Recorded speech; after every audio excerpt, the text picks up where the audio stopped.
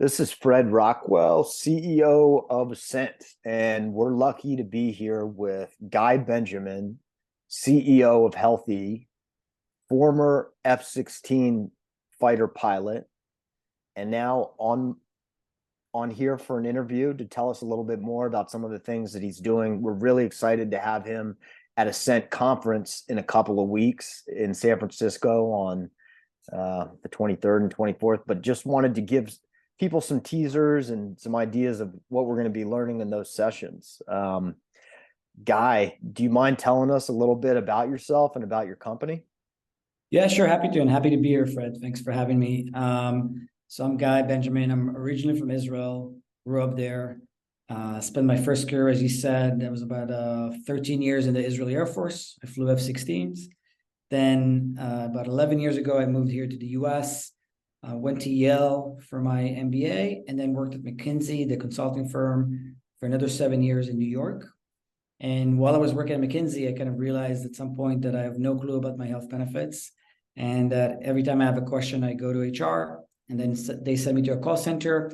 I also realized I'm spending more money than I should be on healthcare. I realized there's many benefits that McKinsey's paying for that I just didn't know about, and it just felt like there's a real need to bring in technology into this whole space of health and wellness benefits.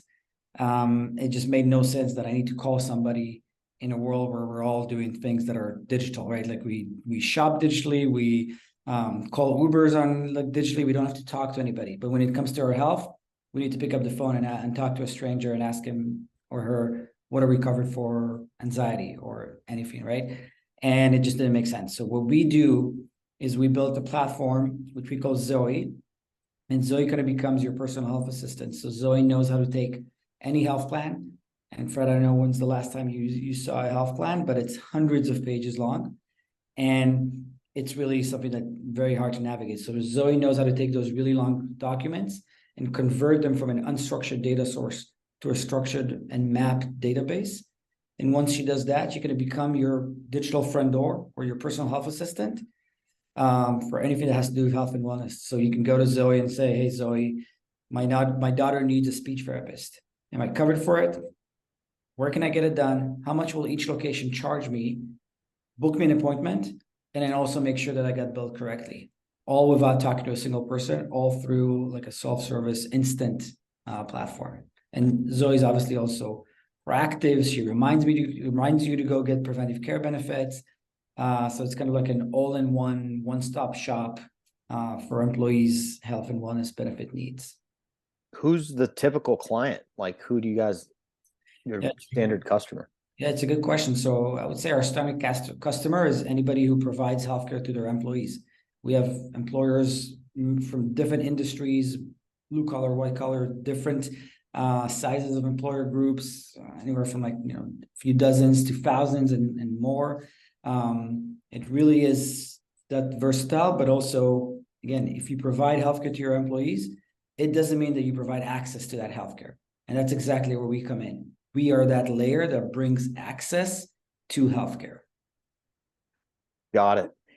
And I mean, that sounds like, so it just reminds me of the CEO of Starbucks and how like his whole play was, I want to make our benefits better than anybody else's. And I want to use that as an advantage to attract better employees. But I think part of the problem, like you're saying, is just they have the benefits. They just don't know how to extract them from, they're just too complicated to be able to navigate. And you guys kind of make that easier. I mean, yeah, no, that makes a lot of sense. What are your customers saying about why they're choosing you guys and what they like about the platform? Yeah, so why customers choose us as an array of different reasons, right? I would say there's the customers that are looking to reduce their cost. Healthcare costs have increased year over year by double digits for years now. That means if you're a CFO and you're spending, let's say you have 100 employees, you're probably spending close to $1 million on your healthcare. If it's $1 million this year, it's going to be 1.1 million next year and 1.3 the year after. And if we do nothing about it, the cost of doing nothing means that it's just going to keep increasing. So that's one reason. You want to lower costs. You want to help employees be smarter consumers and get them lower cost, high quality options that they can go and do, and then maybe lower your cost overall of healthcare.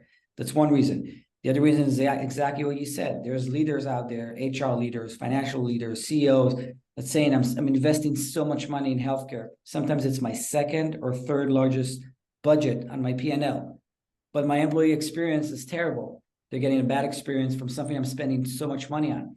It's counterintuitive. So we come in and we kind of make that experience much more friendlier, much more user focused. There's customers that are saying, yes, I have this array of different benefits, but my employees are lost. They don't know how to pick it. They don't know which one to use, which one to choose. So that's where we come in and we help streamline that experience. We help make sure that everything is accessible to employees. So I'd say there's like many different reasons, but those are the three main ones. So might be a controversial question, but do you think that those healthcare plans are so complicated for a reason because they don't want people spending or using them?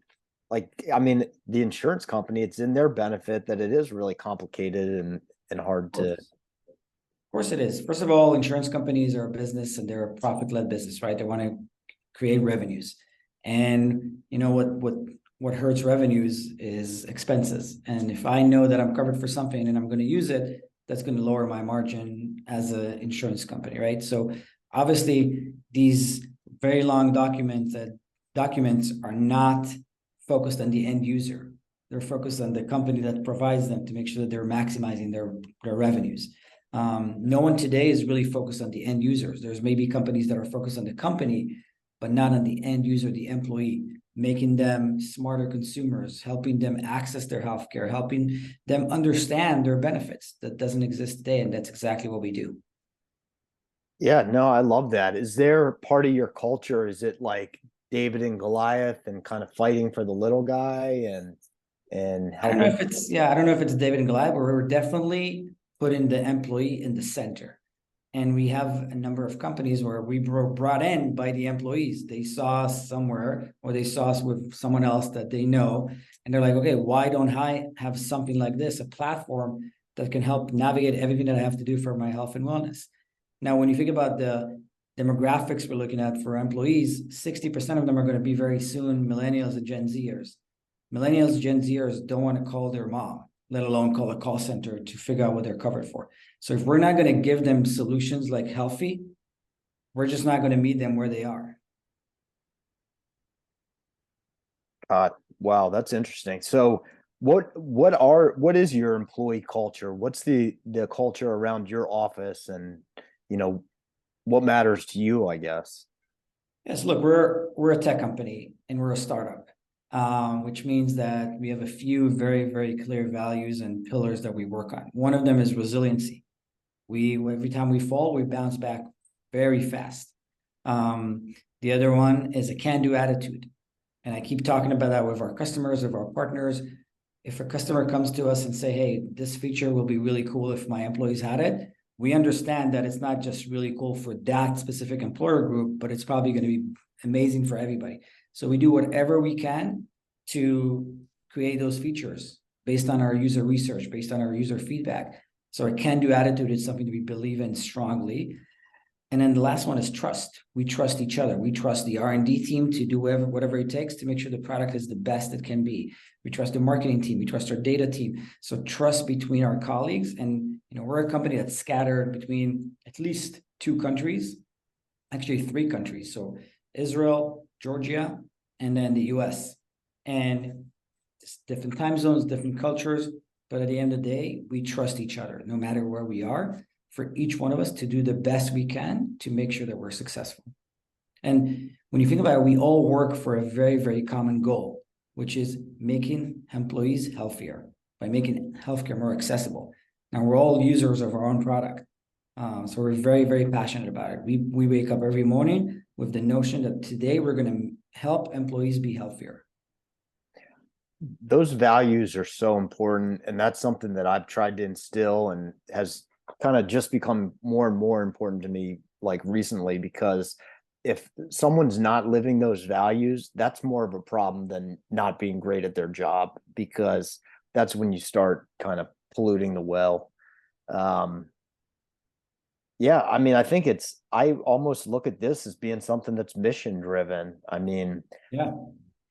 I feel like it really is, changing things for a lot of people. And, um, I would push that aspect of it as well. I mean, I think you're truly are doing something it's helping little people fight the big, enormous companies that make enormous profits, by And overcomplicating things. when I started a company with my partners, I always knew that I want to start something that has a good effect on humankind, right? Like on people, right? That has a good effect on people, that is dealing with something that is a real problem, that is something that I can be passionate about, and that has infinite market. And all four of them we're doing, right? We're working towards something that is really creating a better world, right? A world where employees can access their health and wellness benefits. And we're all very passionate about it. What are the different ways? And you were telling me, so the way that you interact is through a tool called Zoe, and Zoe's your AI powered assistant that can help make all that database of healthcare mumbo jumbo simple for people like me to be able to understand. How do you interact Yeah. with Zoe? Is it email, phone call, text, No, chat? so Zoe, yeah, Zoe is basically a platform, and you can access her either through your phone, your desktop. You can text her, but it's a very cool platform where, I mean, let's think about what employees need today, right? They need to pick a plan during open enrollment. They need to know things they're covered for. They need to find providers. They need to book appointments. They need to know the deductibles, where their ID cards. They need to know what things are going to cost before they go get them done, which doesn't really happen. And today we send them to 3 different call centers: medical, dental, vision. We send them to a platform to choose their plan. We send them to different platforms to find providers and book appointments. They get lost. Well, we built a one unified platform that is a one-stop shop where you can get on your phone and use it, you can get on your desktop and use it, your laptop, and you could either navigate it through a self-serve where you can, different tiles and different benefits that you have, or you can literally ask question. I can go to Zoe right now and say, hey, Zoe, I have back pains. What am I covered for? She'll immediately give me all of my benefits that I have for back pains. She'll then tell me, let's say I need an MRI. She'll tell me my coverage for an MRI. She'll tell me each location around me, how much they charge, what's their quality, when they're available next, and she'll book me an appointment. And I don't have to go anywhere else or talk to a single person. It's all done through the platform. That's amazing. It really is. We're seeing, there's nothing like it out there. Today, there are different companies that are doing piecemeals of what we're doing. We're the only one-stop shop out there, and we're seeing results. We're seeing anywhere between 4 to 14% reduction in healthcare costs. We're seeing $1,000, $2,000 per employee savings per year from their out of pocket.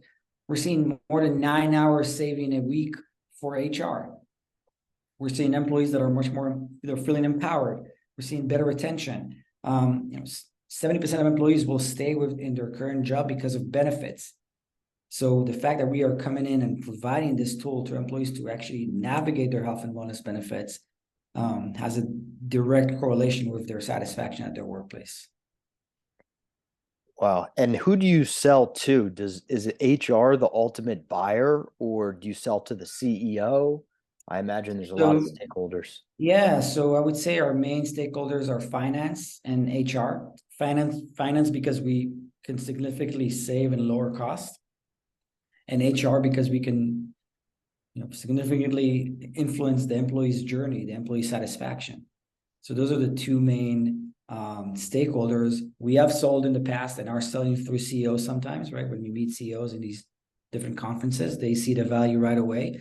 And CEO, I would say, always having, and as HR would look at an employee experience, finance would look at it from a financial point of view. Like the CEO looks at both and says, well, I can save money and provide a better experience to my employees and make sure that I'm not wasting money on benefits that nobody uses, which is a really cool way to kind of look at things. Definitely reducing the waste. Could you help me understand the cost savings though for Yeah, the for sure. company? Yeah, let's go back to the example I gave on back pains. Let's say I need to go get an MRI. If I go and look for an MRI right now where I live, there's about 200 MRI facilities within a 50-mile radius of me. Okay.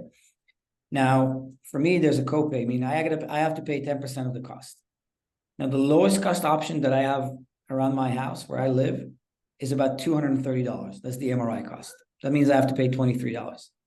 If you had to take a guess, what is the most expensive one that is within a 50-mile radius from where I live?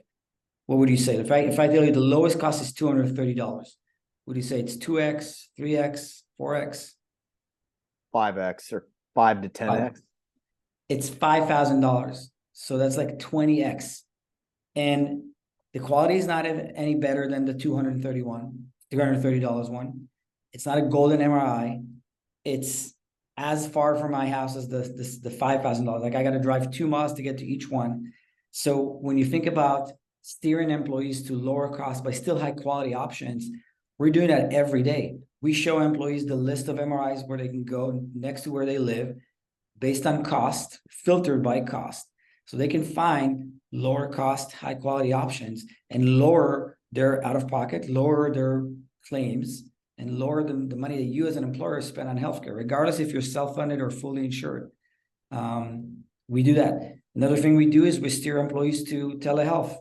We have a telehealth solution that has no copay, no out of pocket, doesn't create a claim. If I can help employees go to these telehealth options, virtual health, therapists, doctors, I save you money right away. And those things add up. 10% of the population will get an MRI every year. If you have 100 employees, that's 10 MRIs. If I can save you, $600 on each MRI, that's $6,000 a year that you have less on claims. And they're just on one thing, on MRI. So the lowering cost is there. It's from steering employees to lower cost, but still high quality options. That makes a lot of sense. And is this an opportunity from SMBs all the way up to enterprise size companies? They don't even have a solution at that level for this type of problem. So again, we're AI based, meaning Zoe is scalable. Yeah. Zoe doesn't matter. It doesn't care if you have 10 employees or 10,000 employees. And the beauty here is that because it's AI based, every employee will get the same experience. With call centers, you're really at the mercy of whoever answers that phone, right? With Zoe, you always get the same experience. Each one of your employees will always get the same exact user experience. I love it. All right. Well, that's all been great. I appreciate you taking this time to chat. And I think that's a kind of a good point to sum it up on. I'd like to give you kind of, if there's the last couple minutes here at the top of the hour, if there's anything that you'd like to say that we haven't touched on, and if not, if you could just tell people where they could find out more information about you and about Healthee, that would be really helpful. So I think if anybody's looking for either ways to make healthcare more accessible to their employees, if they're looking to lower their costs because they're seeing healthcare costs increase year over year, or if they're looking to just create a better experience to their employees, reach out to us. We have an amazing team. You can reach me at guy@healthee.co. Healthee spelled with 2 E's at the end. And we'll make sure to provide the service that we can. And we have many, many different customers that are on a daily basis seeing the value in ROI from what we're doing. Thank you so much, Guy. I really appreciate you taking this time to chat and looking forward to meeting you in person in San Francisco. You too. Thank you.